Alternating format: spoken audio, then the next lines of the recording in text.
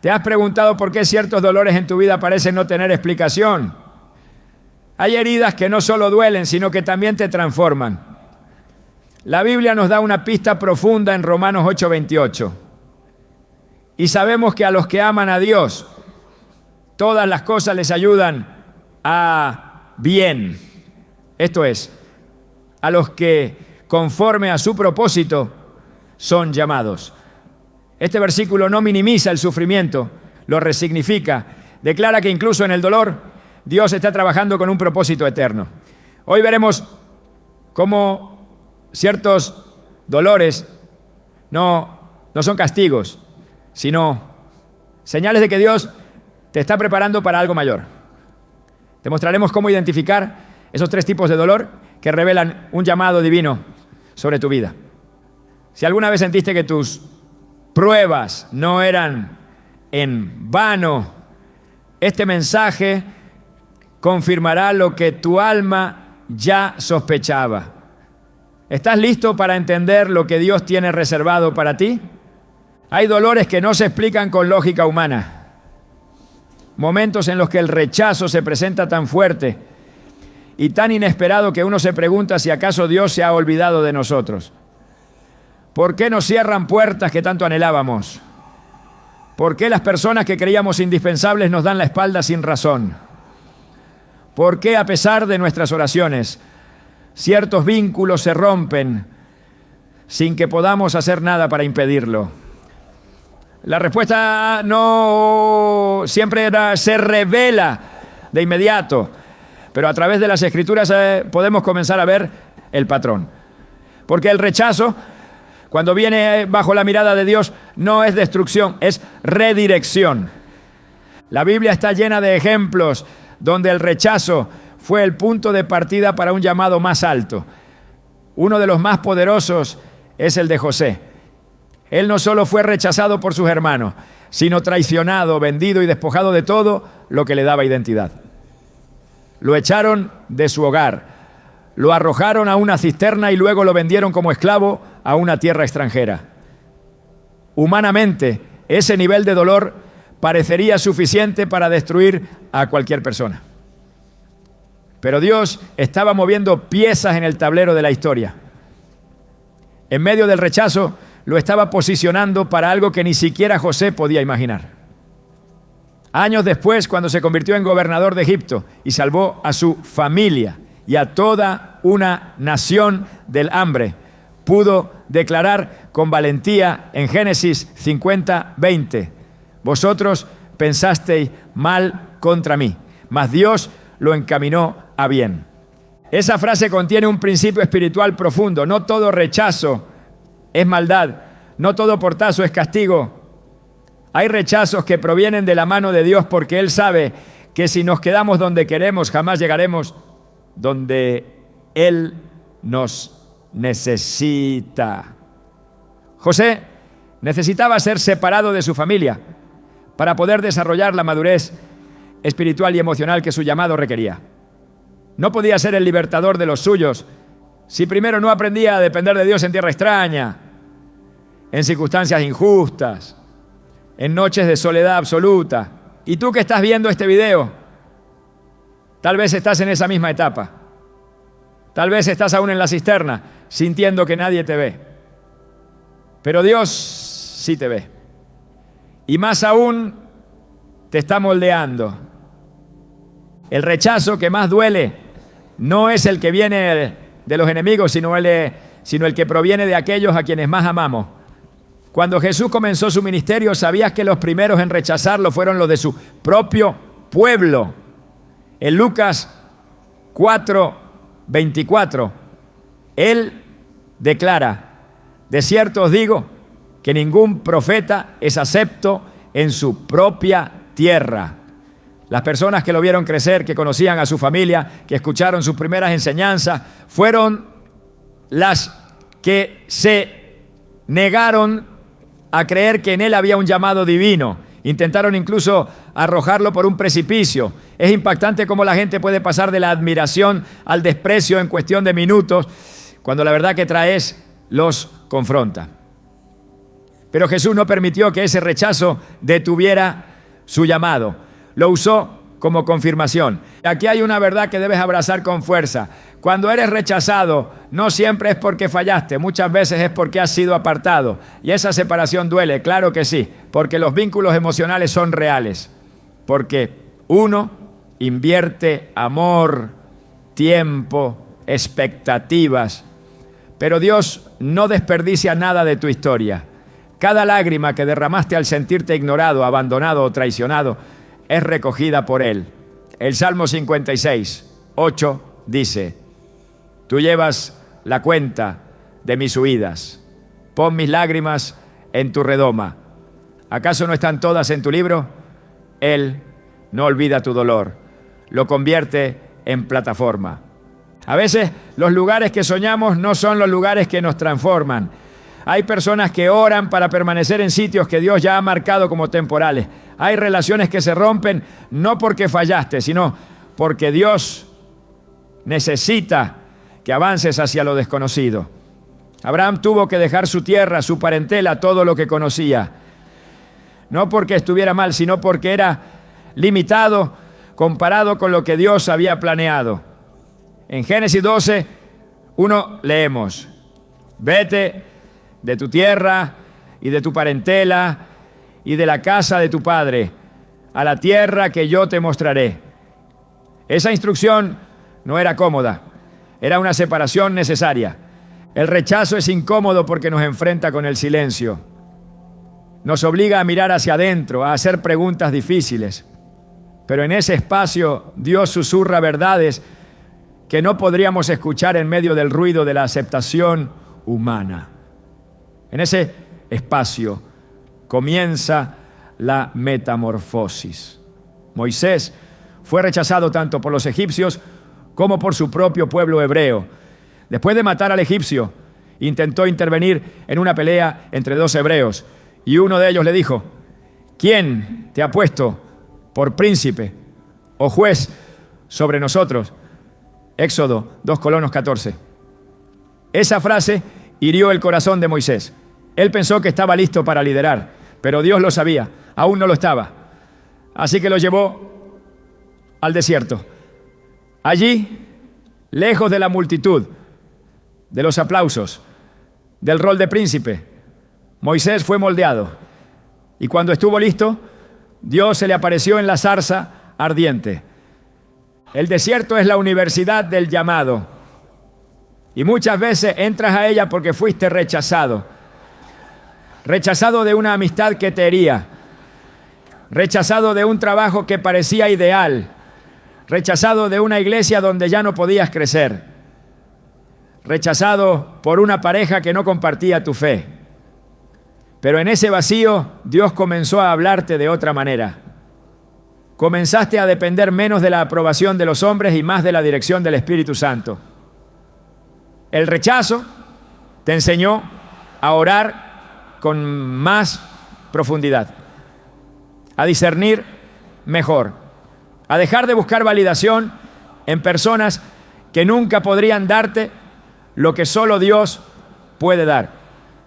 Y si alguna vez sentiste que fuiste dejado de lado, incluso por personas de fe, no estás solo.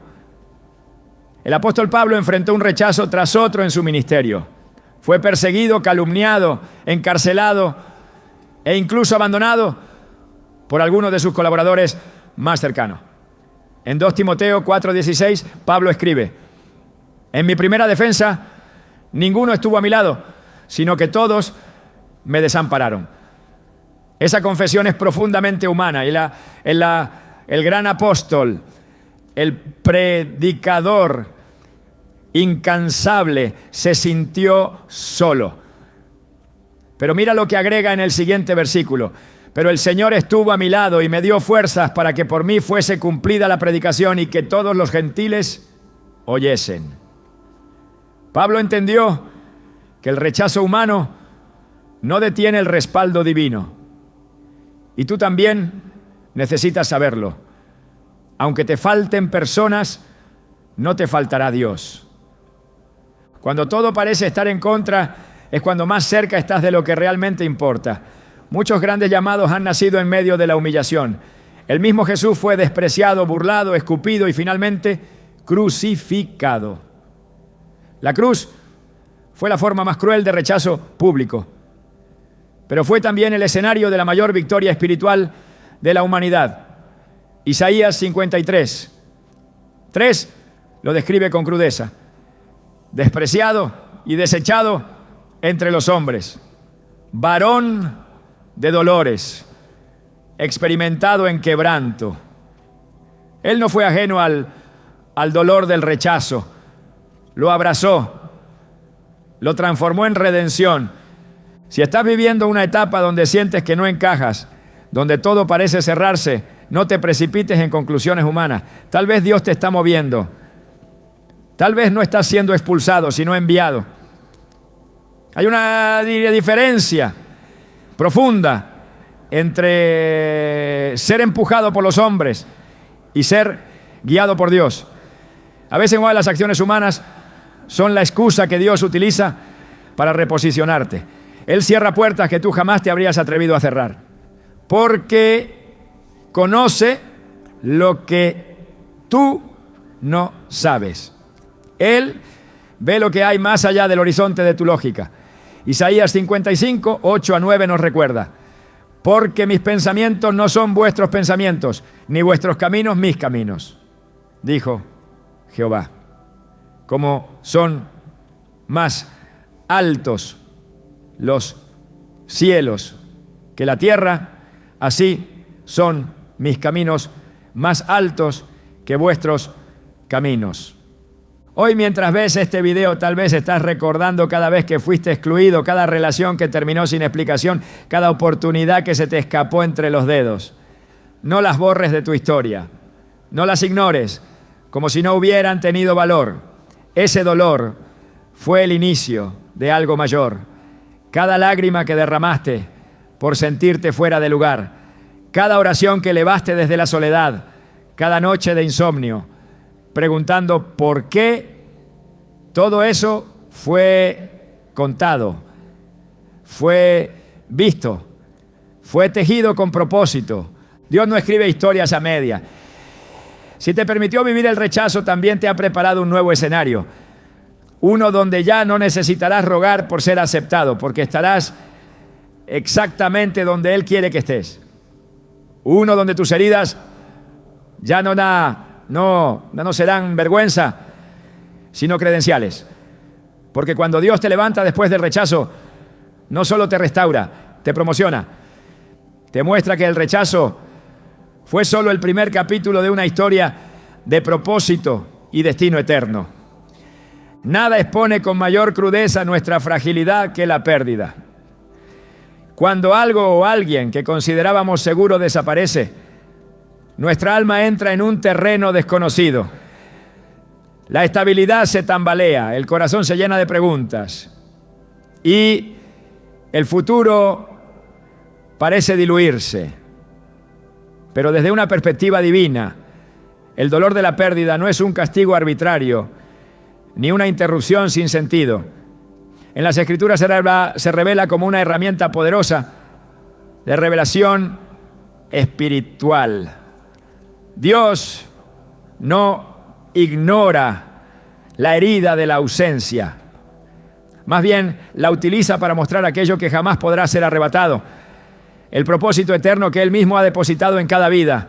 El libro de Job se convierte en uno de los testimonios más contundentes de esta verdad. La vida de Job fue sacudida de forma repentina y devastadora. Perdió bienes, salud, hijos y reputación. Cada área de su existencia fue tocada por la aflicción.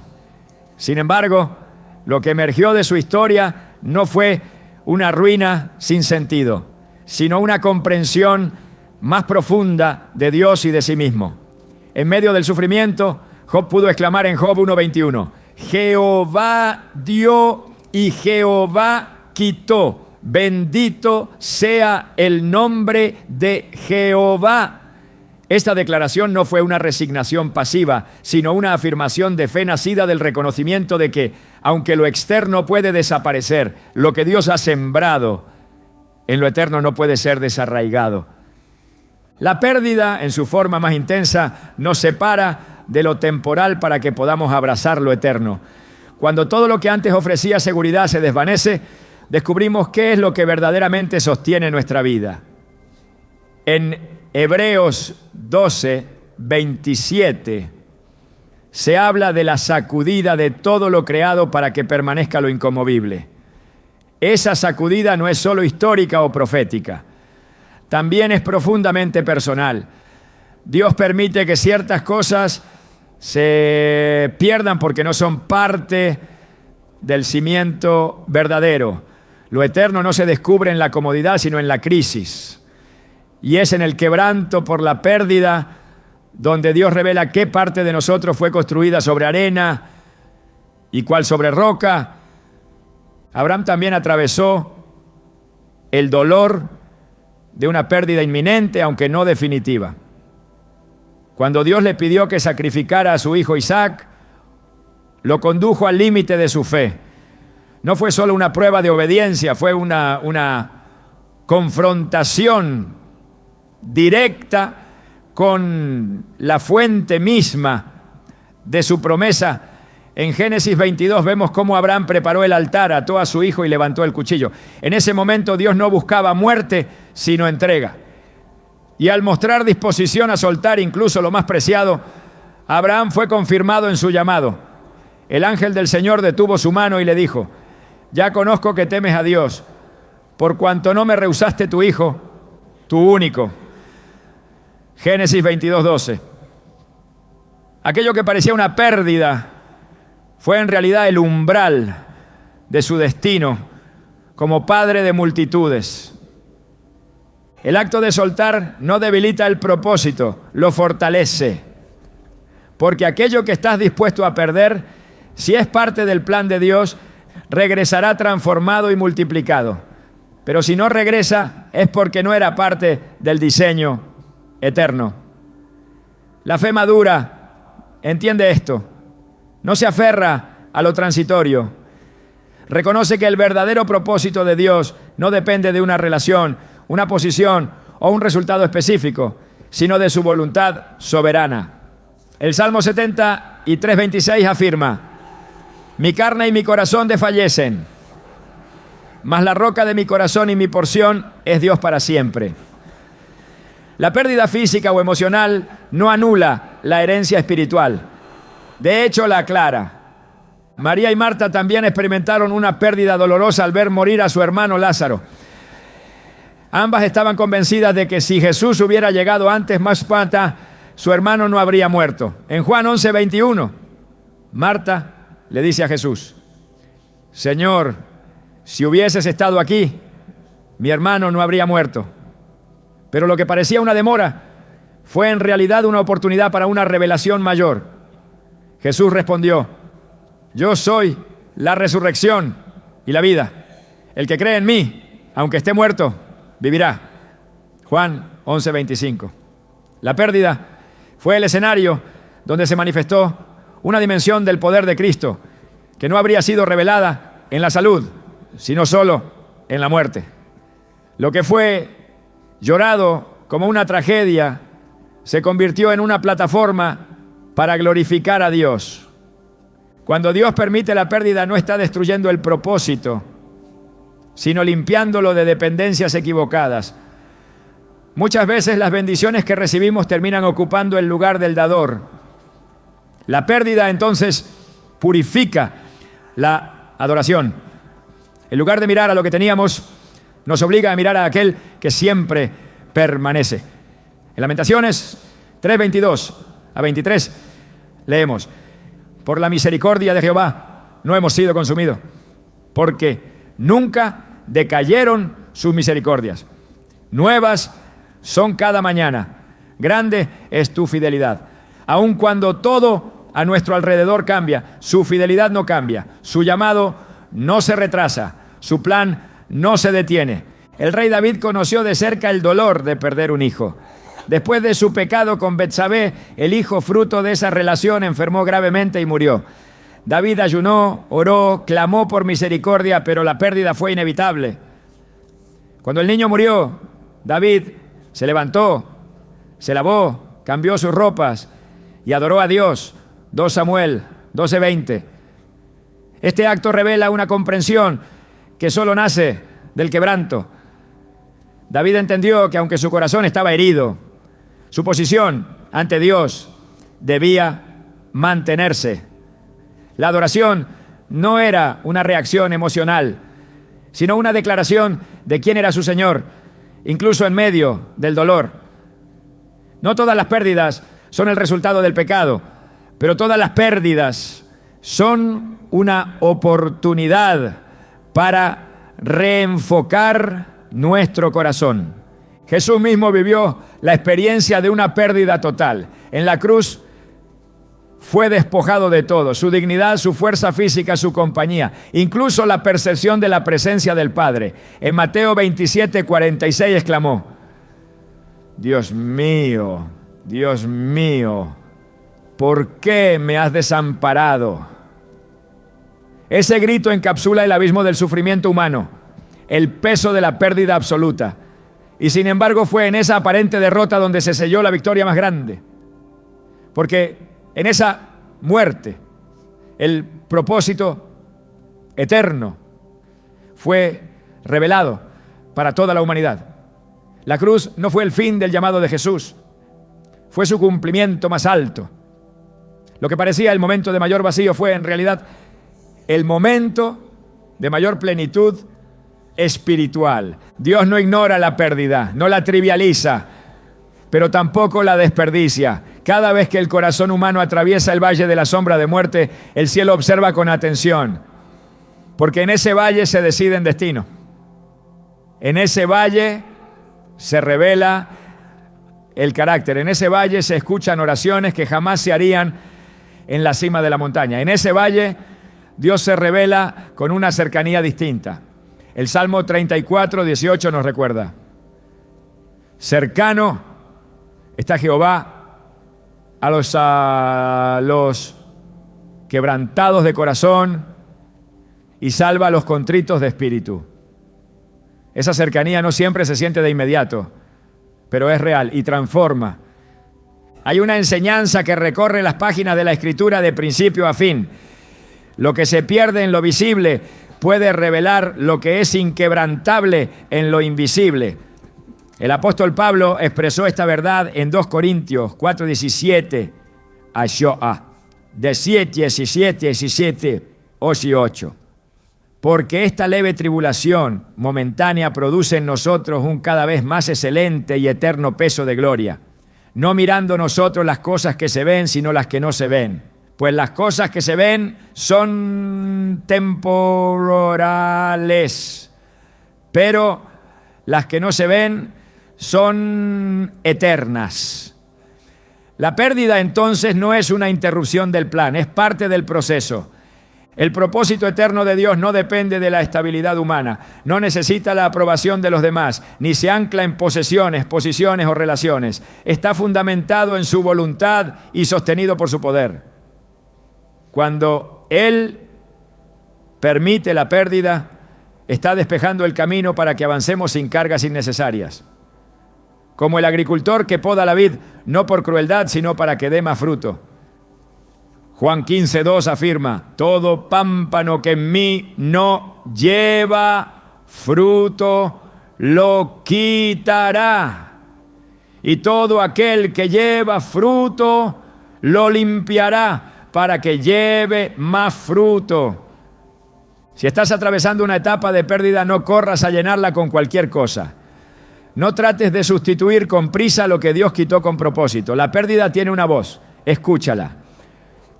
Tiene una dirección, síguela. Tiene una lección, apréndela. Y sobre todo tiene un límite. No puede tocar lo que Dios ha determinado para ti en la eternidad. Todo lo que es parte de su propósito será preservado, fortalecido y redimido. Lo demás será removido para que su gloria se manifieste con mayor claridad. Existen momentos en la vida del creyente en los que el mayor dolor no proviene de lo externo, sino de lo que ocurre en lo más profundo del alma.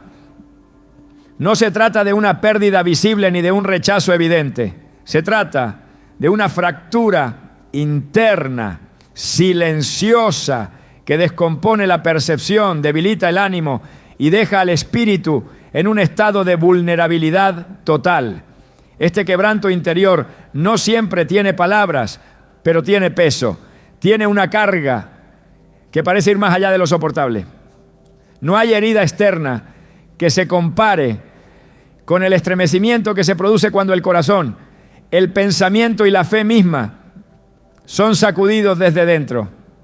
Es en ese lugar, en ese valle de quebranto invisible, donde Dios realiza las obras más profundas en quienes ha llamado para algo mayor. En las Escrituras, el quebranto interior no es una excepción para los escogidos, sino una constante.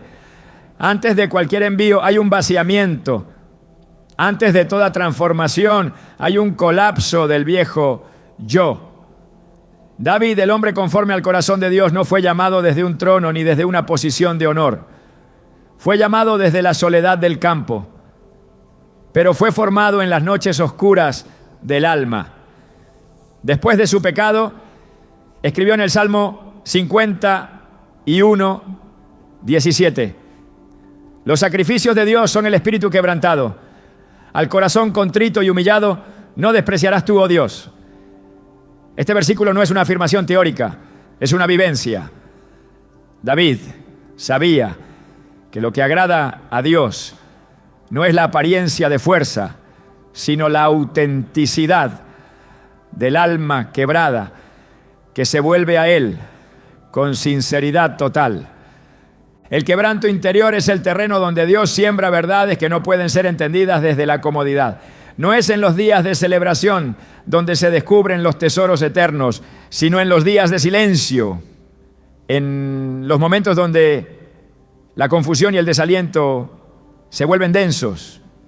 Es ahí donde el alma aprende a discernir lo que antes ignoraba, donde la fe deja de ser una doctrina y se convierte en dependencia absoluta.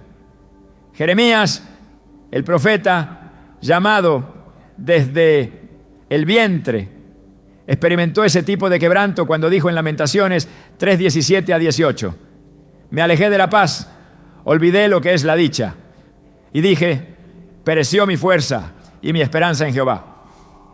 Y sin embargo, desde ese mismo abismo surgió una de las afirmaciones más luminosas de toda la Escritura: por la misericordia de Jehová no hemos sido consumidos, porque nunca decayeron sus misericordias.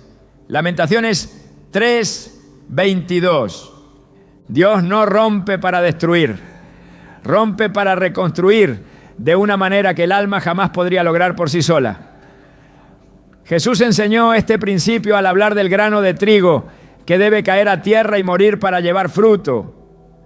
En Juan 12:24 declaró: de cierto os digo que si el grano de trigo no cae en tierra y muere, queda solo, pero si muere, lleva mucho fruto. Este morir no es físico, es interno. Es el morir a la imagen que se había formado de uno mismo. Es la muerte de expectativas humanas, de deseos egoístas, de seguridades artificiales. El quebranto interior produce ese tipo de muerte, y esa muerte abre espacio a un nuevo tipo de vida. Una vida sembrada en la voluntad de Dios, no en la propia. El profeta Elías, después de enfrentar con valentía a los profetas de Baal, cayó en una profunda desesperación. Huyó al desierto y pidió morir. En el primer Rey 19:4 dijo: basta ya, oh Jehová, quítame la vida, pues no soy yo mejor que mis padres. La fuerza que antes lo impulsaba se había desvanecido. La victoria pública fue seguida por una crisis interna. Pero en esa crisis Dios no lo reprendió. Lo condujo a un monte, lo hizo dormir, lo alimentó y luego le habló, no en el fuego, ni en el terremoto, ni en el viento fuerte, sino en un silbo apacible y delicado. Fue en ese susurro que Elías recibió nueva dirección. La transformación no vino desde fuera, sino desde dentro, después del colapso. El quebranto preparó su alma para escuchar lo que antes no podía oír. Cuando el alma está quebrada, se vuelve más sensible a la voz de Dios. Las distracciones se apagan, las máscaras caen y lo que permanece es una vulnerabilidad que permite una comunión más pura. Esa sensibilidad no es debilidad, es el comienzo de una visión espiritual afinada. Isaías tuvo una experiencia similar. En el año en que murió el rey Usías dijo: vi yo al Señor sentado sobre un trono alto y sublime. Isaías 6:1. Pero antes de ser enviado fue quebrado. En Isaías 6:5 exclamó: ay de mí, que soy muerto, porque siendo hombre inmundo de labios, han visto mis ojos al Rey, Jehová de los ejércitos. Esa revelación de su propia impureza no lo destruyó, lo preparó. Fue solo después de ese reconocimiento interno que Dios dijo: ¿a quién enviaré? Y él pudo responder: heme aquí, envíame a mí. El quebranto interior revela la verdad de quiénes somos y también de quién es Dios. Mientras no se rompe el corazón, la percepción de uno mismo está distorsionada. Se confunde fuerza con orgullo, conocimiento con autosuficiencia, estabilidad con control. Pero cuando el alma se desmorona, emerge una nueva claridad. Lo que parecía esencial se revela innecesario. Lo que parecía inamovible se disuelve. Y en medio de ese proceso Dios permanece, no como una idea, sino como una presencia. En el Salmo 147:3 se declara: Él sana a los quebrantados de corazón y venda sus heridas. Esa sanidad no se manifiesta como un retorno a la normalidad anterior, sino como el nacimiento de una realidad nueva, más auténtica, más profunda, más alineada con el llamado eterno. Pedro también atravesó una experiencia de quebranto interior. Después de asegurar que nunca negaría al Señor, lo hizo 3 veces en una misma noche. Lucas 22:62 describe su reacción. Y Pedro, saliendo fuera, lloró amargamente. No fue una lágrima superficial, fue una confesión del alma. Ese quebranto no lo alejó de su propósito, lo acercó.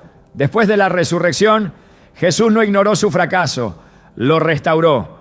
Le preguntó 3 veces: ¿me amas? Una por cada negación. Y con cada respuesta Jesús reafirmó su llamado: apacienta mis ovejas. Juan 21:17. El dolor interior de Pedro fue el crisol, donde su carácter fue purificado. Ya no era el hombre impulsivo que hablaba antes de pensar. Era el pastor moldeado por la gracia, listo para liderar con humildad y compasión. El quebranto también abre espacio para la dependencia. Donde antes había confianza en la propia capacidad, ahora hay conciencia de la necesidad absoluta de Dios. El apóstol Pablo entendió esta realidad cuando habló de su aguijón en la carne. 3 veces pidió ser liberado, pero la respuesta de Dios fue: bástate mi gracia, porque mi poder se perfecciona en la debilidad. 2 Corintios 12:9. Pablo no fue liberado del dolor, pero fue elevado por la gracia. El quebranto no se fue, pero la perspectiva cambió. Lo que antes parecía un obstáculo se convirtió en el canal donde fluía el poder divino. No hay mayor madurez que la de aquel que ha aprendido a ver en su propia fragilidad una puerta abierta a la fortaleza de Dios. En todo proceso de transformación espiritual, el alma debe ser despojada. Y ese despojo, aunque doloroso, es esencial. Lo que no es quebrado no puede ser reconstruido. Lo que no es enfrentado no puede ser transformado. Por eso, el quebranto interior no es una maldición, es un privilegio. Es la marca de quienes han sido separados para una obra mayor. No se trata de buscar el dolor, sino de no huir de él cuando Dios lo permite. Porque ese dolor, lejos de ser una señal de fracaso, es evidencia de formación. Es la prueba de que el alfarero está moldeando la vasija con intención y detalle. La promesa que acompaña al quebranto es que no durará para siempre. En Isaías 61:1, la misión del Mesías fue anunciada con estas palabras: el Espíritu de Jehová el Señor está sobre mí. Me ha enviado a vendar a los quebrantados de corazón. Te lo salmo. Jesús vino no solo a salvar, sino a restaurar, no solo a perdonar, sino a sanar desde lo más profundo. Todo corazón roto bajo la voluntad de Dios está en proceso de ser rediseñado para aportar gloria. La oscuridad, que ahora parece interminable, es solo el fondo sobre el cual la luz de Dios brillará con mayor intensidad. Hay dolores que no cesan cuando oramos, ni se explican cuando analizamos. Momentos en los que la espera se convierte en una habitación sin ventanas, donde el alma tropieza con preguntas sin respuesta. Uno se levanta con fe, camina unos pasos con esperanza y de pronto tropieza otra vez con el mismo muro invisible. No sé por qué. Esta clase de dolor no grita, pero pesa. No tiene nombre, pero permanece. No encuentra causa inmediata, pero tampoco muestra señales de marcharse. Sin embargo, en el reino de Dios, el sufrimiento no explicado no es una pérdida sin valor. Es la prueba de que un proceso invisible está ocurriendo. Uno que más adelante será comprendido. En el Evangelio, según Juan, hay una escena que desafía la lógica. Jesús se encuentra con un hombre ciego de nacimiento y sus discípulos, atrapados en la lógica del castigo, preguntan: ¿quién pecó, este o sus padres, para que haya nacido ciego? Juan 9:2. La respuesta de Jesús desmantela toda su estructura mental. No es que pecó este ni sus padres, sino para que las obras de Dios se manifiesten en él. Juan 9:3. Esa respuesta cambia la perspectiva de todo lo que no entendemos. El sufrimiento de años no fue castigo, fue preparación. La ceguera no fue maldición, fue escenario. Aquello que parecía una desgracia sin explicación era en realidad la base sobre la que Dios revelaría su poder. Así es con aquellos dolores que duran más de lo que quisiéramos. No son ausencia de Dios, son plataformas donde Él decidirá manifestarse en el momento preciso. A veces no se trata de cuánto entendemos, sino de cuánto resistimos sin rompernos por dentro. El alma clama por comprensión, pero Dios responde con perseverancia. No porque se complazca en el silencio, sino porque conoce el momento exacto en el que la revelación no solo será comprendida, sino abrazada. En Deuteronomio 29 está escrito: las cosas secretas pertenecen a Jehová nuestro Dios, mas las reveladas son para nosotros. Hay temporadas donde lo único que se nos concede es la fidelidad en lo oculto. Caminar por un sendero sin señales no significa estar perdido. Significa estar confiando en la dirección de quien ve más allá de lo visible. La espera prolongada en medio del dolor produce una clase de fe que no se obtiene con teorías. Es una fe despojada de expectativas humanas, refinada en el fuego de lo incomprensible.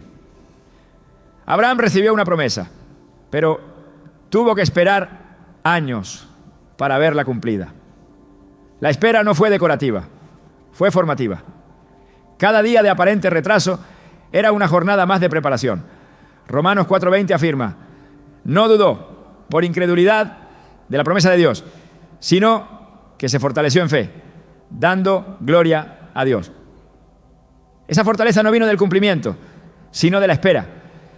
La fe que persevera cuando nada cambia es la que revela una confianza anclada no en lo que Dios da, sino en quién es Él.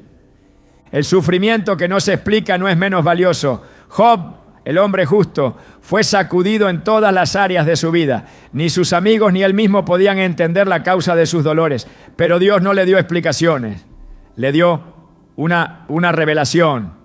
En Job, 42:5. Después de todo su proceso, Él declara: de oídas te había oído, mas ahora mis ojos te ven. El dolor que no entendió fue el puente hacia un conocimiento más profundo de Dios. No es la comprensión lo que transforma el corazón, es el encuentro. Y muchas veces ese encuentro solo es posible cuando la autosuficiencia ha sido desmantelada por el sufrimiento inexplicable.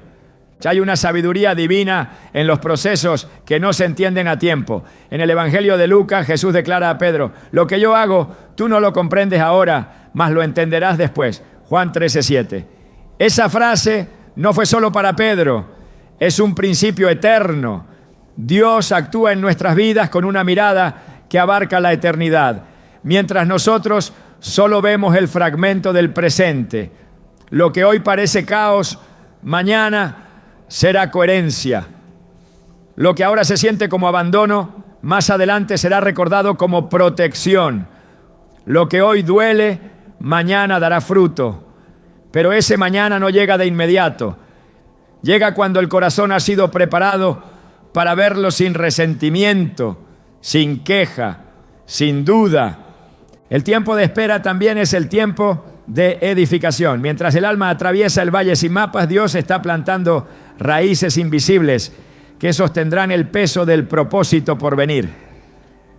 El árbol que será alto necesita raíces profundas, y esas raíces no se forman en los días de abundancia, sino en los días de necesidad.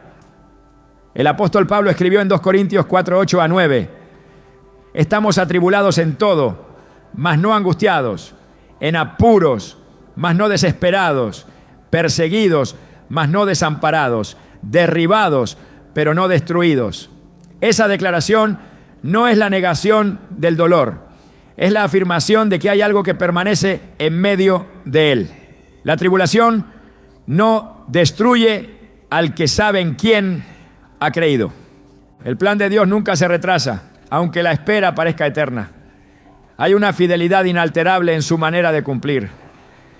Cuando el pueblo de Israel clamaba desde Egipto, sintiendo el peso de la esclavitud, Dios escuchó su gemido.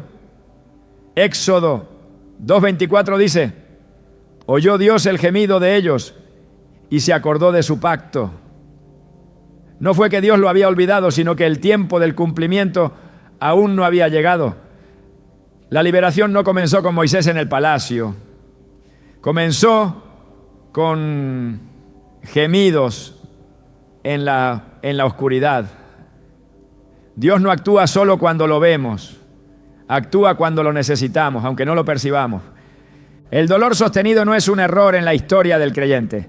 Es una página crucial que está siendo escrita con intencionalidad divina.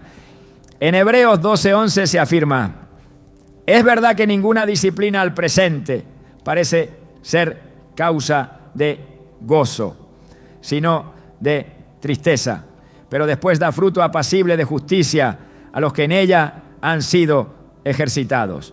El después es la promesa. El proceso duele, pero el resultado permanece. El propósito no se construye con impulsos, sino con firmeza. Y esa firmeza se forja cuando el alma, aún sin entender, elige confiar. Lo que Dios está desarrollando en el silencio no es ausencia, es madurez.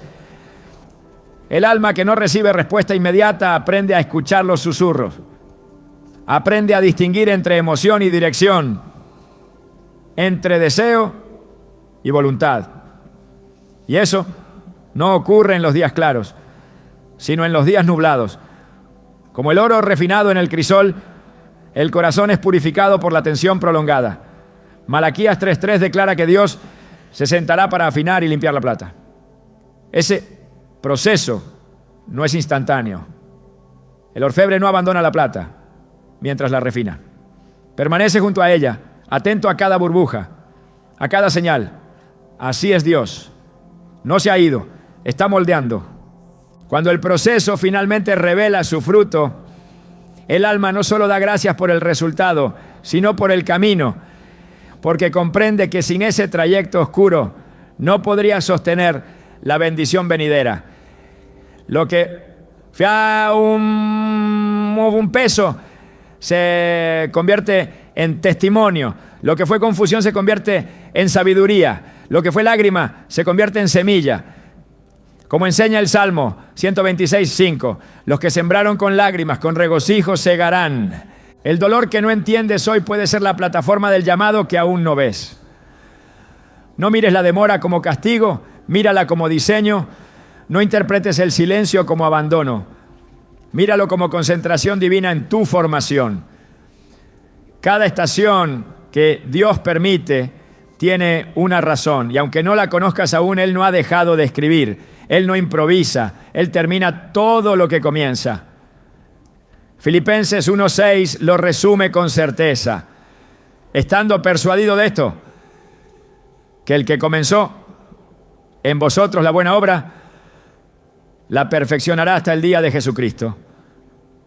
Hay momentos en los que el alma no entiende por qué no encaja, por qué lo que a otros les parece fácil a ti te cuesta, por qué donde muchos prosperan tú eres ignorado.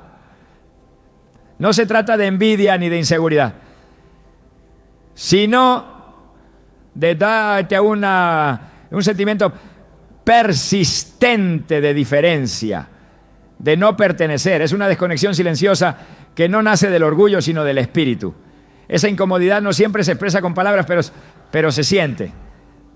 Y aunque a veces se interpreta como debilidad, en realidad puede ser una de las señales más claras de que estás siendo apartado por Dios para un propósito distinto al común.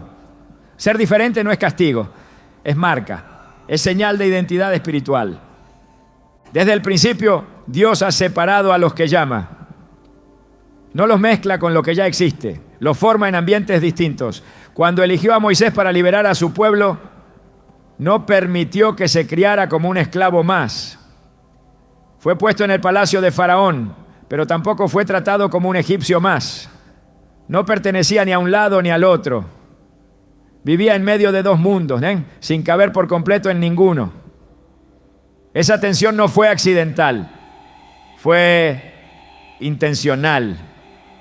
Dios lo estaba formando como alguien distinto, incapaz de adaptarse del todo a una cultura que no reflejaba su carácter. El mismo Dios que lo preservó en una canasta sobre el Nilo fue el que usó esa formación aislada para despertar en él una conciencia profética. Lo que otros habrían llamado inestabilidad, Dios lo usó como parte de su diseño. El dolor de sentirse diferente tiene muchas formas. Puede ser la sensación de ser demasiado profundo en un entorno superficial. Puede ser la dificultad de hallar compañerismo cuando tus convicciones no se alinean con las de quienes te rodean. Puede ser el peso de ver lo que otros no ven, de sentir lo que otros ignoran, de anhelar lo que para otros no tiene importancia. Esa sensibilidad no es debilidad, es una evidencia espiritual. Jeremías, al ser llamado, fue separado desde antes de nacer. Dios le dijo: antes que te formase en el vientre te conocí, y antes que nacieses te santifiqué. Te di por profeta a las naciones. Jeremías 1:5. Esa santificación no fue una etiqueta religiosa, fue una consagración radical. Jeremías vivió con una carga que no todos compartían. Lloraba por una nación que rehusaba escuchar. Fue incomprendido, aislado y perseguido. Pero ese dolor fue parte de su identidad profética. No podía callar lo que Dios había puesto dentro de él, aunque esa voz lo separara del favor de los hombres. Cuando Dios marca a alguien con un propósito mayor, le concede una sensibilidad especial. Esa sensibilidad es el canal por donde Él revela verdades que no pueden recibirse en medio de la indiferencia. Pero con ella viene un tipo de sufrimiento que no todos comprenden. El dolor de la diferencia es el precio de la visión. José soñó y sus sueños lo hicieron blanco de la envidia de sus hermanos. No fue por su arrogancia que fue rechazado, sino por la semilla de grandeza que había en su espíritu. Génesis 37 muestra cómo sus propios hermanos lo odiaban por lo que él veía, no por lo que había hecho, sino por lo que representaba. Lo aislaron, lo vendieron, intentaron silenciar su destino, pero lo que parecía una pérdida era el inicio de un camino trazado por Dios. Su diferencia era la clave de su propósito. El llamado a ser distinto no siempre es bienvenido. Hay una presión constante a conformarse, a diluir las convicciones para ser aceptado, a bajar la voz para no incomodar. Pero el reino de Dios no avanza por medio de la conformidad, sino por medio de la separación. Cuando Elías se enfrentó a los profetas de Baal, no buscó apoyo popular ni consenso. Se paró solo en el monte Carmelo, desafiando a una nación entera que había mezclado verdad con idolatría. Su aislamiento no fue debilidad, fue señal de su consagración.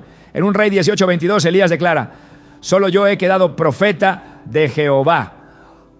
Esa soledad no fue abandono, fue una distinción divina. Dios no necesita multitudes para manifestarse, necesita corazones completamente entregados. La diferencia no siempre se expresa en acciones visibles, muchas veces se manifiesta en una carga espiritual.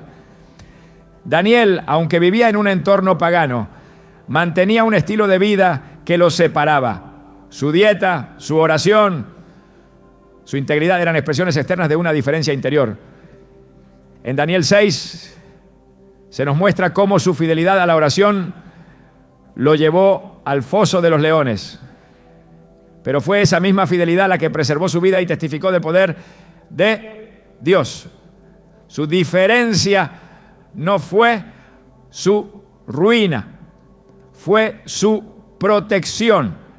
El cielo cierra boca que la tierra no puede controlar, y lo hace con aquellos que han sido apartados. El dolor que provoca sentirse distinto puede convertirse en una plataforma de autoridad espiritual si se comprende desde la perspectiva correcta. No se trata de buscar la diferencia como un fin en sí misma, sino de reconocer que cuando Dios separa a alguien, no lo hace para aislarlo, sino para santificarlo. La palabra santo significa precisamente apartado. La santidad no es un conjunto de reglas, es una posición espiritual. Y esa posición, cuando es verdadera, produce incomodidad en ambientes que no están alineados con el propósito de Dios. La separación también purifica la motivación. Cuando se es aceptado por todos, es fácil confundir la afirmación humana con el respaldo divino. Pero cuando se es dejado de lado, cuando se es criticado por mantenerse firme en convicciones que otros han abandonado, se revela lo que realmente mueve el corazón. Jesús mismo declaró en Juan 15:19: si fuerais del mundo, el mundo amaría lo suyo, pero porque no sois del mundo, por eso el mundo os aborrece. Esa tensión es evidencia de pertenencia a un reino distinto.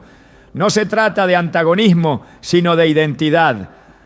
El alma que ha sido llamada por Dios no puede encajar donde no pertenece. La diferencia no es solo entre el mundo y los que siguen a Cristo. A veces, incluso entre creyentes, hay quienes han sido separados para misiones específicas que otros no comprenden.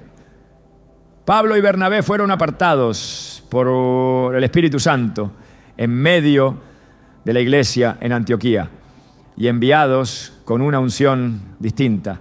Hechos 13:2 dice: apartadme a Bernabé y a Saulo para la obra a que los he llamado. No fue el liderazgo humano quien los eligió, fue Dios. Y esa elección implicó una ruta distinta, desafíos distintos, frutos distintos.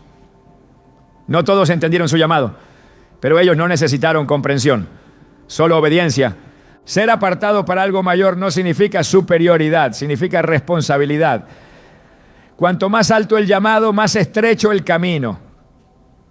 Cuanto más profunda la revelación, más intensa la oposición. Y ese camino no se camina con explicaciones, se camina con convicción. La diferencia duele, pero también protege. Protege del conformismo, del orgullo, de la contaminación espiritual. Protege de mezclarse con lo que parece bueno, pero no ha sido ordenado por Dios. Esa protección no siempre se siente como bendición, pero lo es. Es la mano de Dios cerrando puertas que parecen buenas para abrir otras que son eternas. La vida de aquellos que han sido separados siempre ha estado marcada por un tipo de soledad sagrada. Esa soledad no es aislamiento emocional, es concentración espiritual. Es la atmósfera donde Dios habla con más claridad. Es donde las distracciones se desvanecen y el alma se alinea con la voz que realmente importa. En Éxodo 33:11 se dice que hablaba Jehová a Moisés cara a cara, como habla cualquiera a su compañero. Esa intimidad fue posible porque Moisés subía al monte mientras el pueblo se quedaba abajo. Su diferencia lo llevó más alto y desde ese lugar descendía con palabras que podían transformar a toda una nación. Hay dolores que no vienen a destruir sino a despertar. Golpes del alma que no buscan quebrar la fe, sino conducirla a su origen.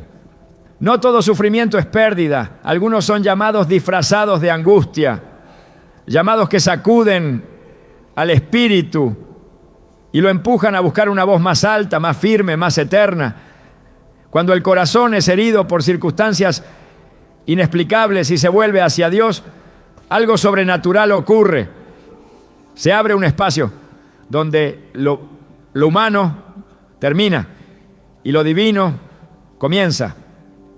El dolor que nos empuja hacia Dios nunca es en vano.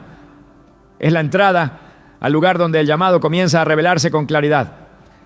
En el Salmo 119, 71, el salmista declara: bueno me es haber sido humillado para que aprenda tus estatutos. Esta confesión nace de una experiencia profunda.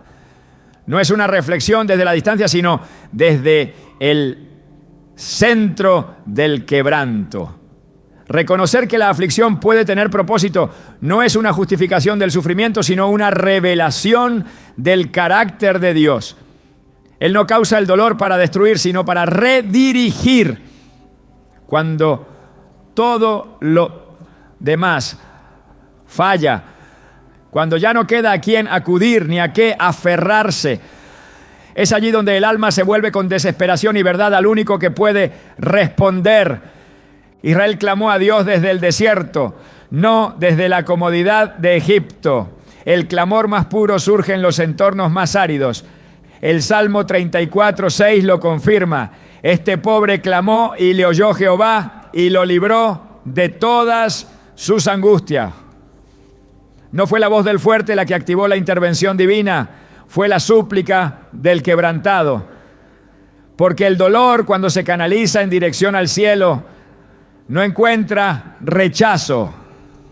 Dios no ignora los clamores que nacen de corazones sinceros. Él escucha, responde y revela. En muchas ocasiones es el dolor el que pone fin al ruido de lo superficial y abre paso a la profundidad. Cuando Ana no pudo concebir, su angustia se volvió oración. No fue una oración aprendida ni decorada, fue un gemido del alma que solo Dios podía entender. En 1 Samuel 1:13 se nos dice que Ana hablaba en su corazón y solamente se movían sus labios y su voz no se oía. Fue tan intensa su intercesión que el sacerdote pensó que estaba ebria. Pero esa oración silenciosa fue el canal por donde nació un profeta. Samuel no fue el resultado de una bendición cómoda, sino de una búsqueda desesperada. La herida de Ana abrió el vientre de su propósito. El dolor la empujó al altar. Y en ese altar Dios habló.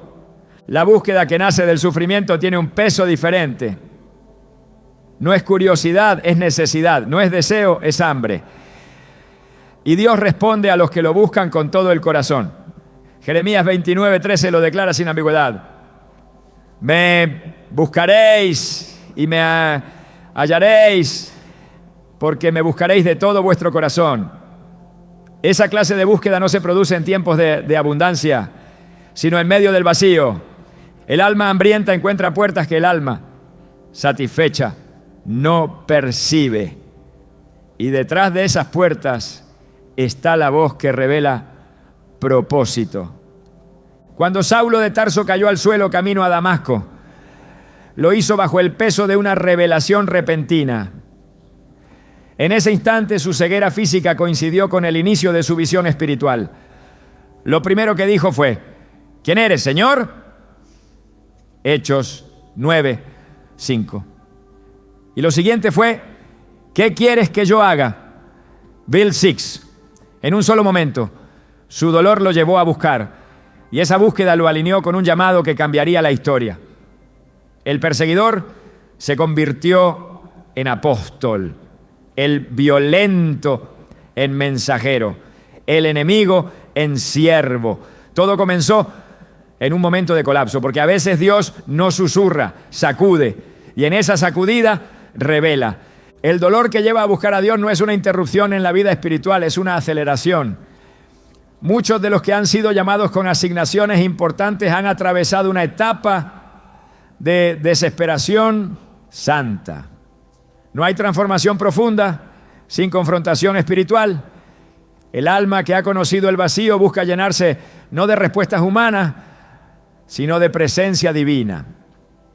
Esa búsqueda no siempre recibe palabras claras de inmediato, pero sí empieza a trazar un camino. Salmo 25:14 lo afirma: la comunión íntima de Jehová es con los que le temen, y a ellos hará conocer su pacto.